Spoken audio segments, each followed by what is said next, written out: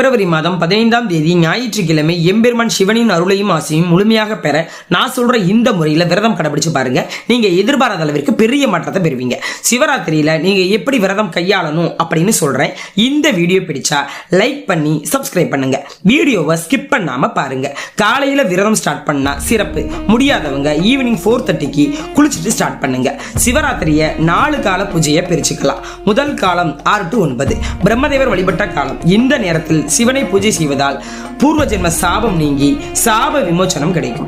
2ஆம் கால பூஜை 9 to 12 மகாவிஷ்ணு சிவனை வழிபட்டதா சொல்லப்படுது. இந்த நேரத்தில் நீங்க சிவனை வழிபட்டீங்க அப்படின்னா குடும்பத்தில் அமைதி ஐஸ்வர்யம் கிடைக்கும். 3ஆம் கால பூஜையா லிங்கோத்பவ காலமா சொல்லப்படுது. 12 to 3 இந்த நேரத்துல தான் பார்வதி தேவி சிவனை வழிபட்டதா சொல்றாங்க. இந்த நேரத்தில் நம்ம சிவனை வழிபட்டோம் அப்படின்னா நம்ம உடல்ல இருக்க தீய சக்தி விலகி நோய் நீங்கி ஆரோக்கியமான வாழ்வு கிடைக்கும் அப்படின்னு நம்பப்படுது. 4ஆம் கால பூஜை 3 to 6 இந்த நேரத்துல தான் தேவர்களும் ரிஷிகளும் வழிபட்டதா சொல்லப்படுது.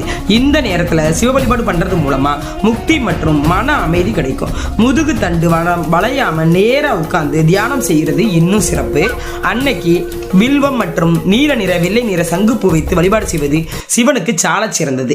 அன்றைக்கு நம்மளோட கஷ்டத்துக்காக மட்டும் இல்லாம பிறர் நலனுக்காகவும் வேண்டிக்கிறது நல்லது. இவ்வாறு வேண்டுவதன் மூலம் சிவ அருளையும் முக்தி நிலையும் கண்டிப்பா நம்ம அடைய முடியும். அனைவருக்கும் இனிய சிவராத்திரி நல்வாழ்த்துக்கள். மதுரை மச்சு.